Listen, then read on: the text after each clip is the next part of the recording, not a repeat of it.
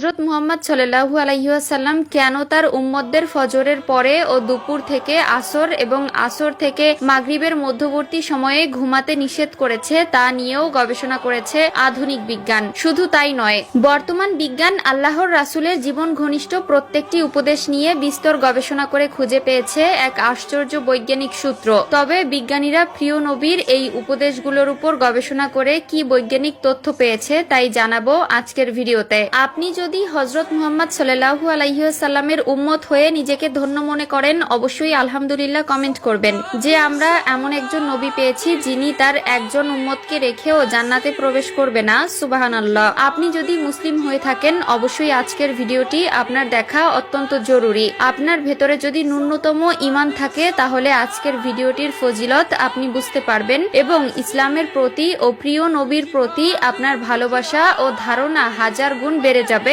ইনশাআল্লাহ।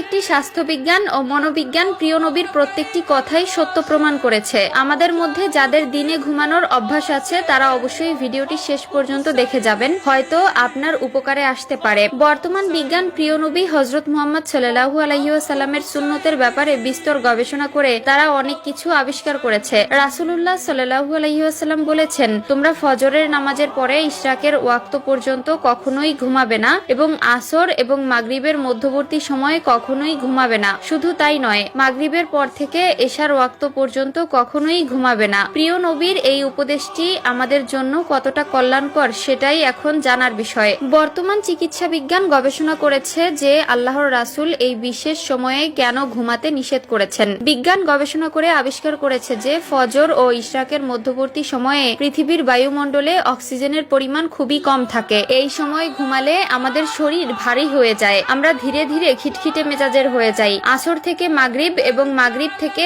এশার মধ্যবর্তী সময়েও কিন্তু বায়ুমণ্ডলে অক্সিজেনের পরিমাণ কমতে থাকে। আর বিজ্ঞান দ্বারা প্রমাণিত যে স্বল্প অক্সিজেনের মধ্যে যদি মানুষ ঘুমায় তাহলে সেই ব্যক্তির মানসিক ও শারীরিক স্বাস্থ্যের জন্য মারাত্মক ক্ষতিকর। বিশেষ করে একজন মানুষের মানসিক অবস্থার পর্যাপ্ত পরিমাণের অবনতি ঘটে। বিজ্ঞানীরা প্রমাণ করেছে আল্লাহর রাসূলের বলা প্রত্যেকটি উপদেশ তার উম্মতের জন্য 100% কার্যকর। শুধু তাই নয়, এই সময়গুলো ঘুমালে 10টি মারাত্মক রোগ হওয়ার সম্ভাবনা থাকে। অতএব এই সময়টি আমাদের মোটেও ঘুমানো উচিত নয়। এই নিয়ম মেনে চললে আপনি সারা জীবন সুস্থ থাকবেন ইনশাআল্লাহ। রাসূলুল্লাহ সাল্লাল্লাহু আলাইহি ওয়াসাল্লাম আরো বলেছেন, তোমরা দুর্গন্ধযুক্ত ও নোংরা লোকদের থেকে দূরে থাকবে, তাদের সাথে কখনোই বসবে না। বিশেষ করে যাদের শরীর থেকে দুর্গন্ধ আসে সেই সকল লোকদের এড়িয়ে চলতে আদেশ দিয়েছে আমাদের মায়ার নবী হযরত মুহাম্মদ সাল্লাল্লাহু আলাইহি ওয়াসাল্লাম। আধুনিক বিজ্ঞান বলছেন, সুস্থ থাকতে হলে ইসলাম অনুযায়ী চলতে হবে, তাহলেই তো আল্লাহ নিজেই তার বান্দাদের হেফাজত করবেন।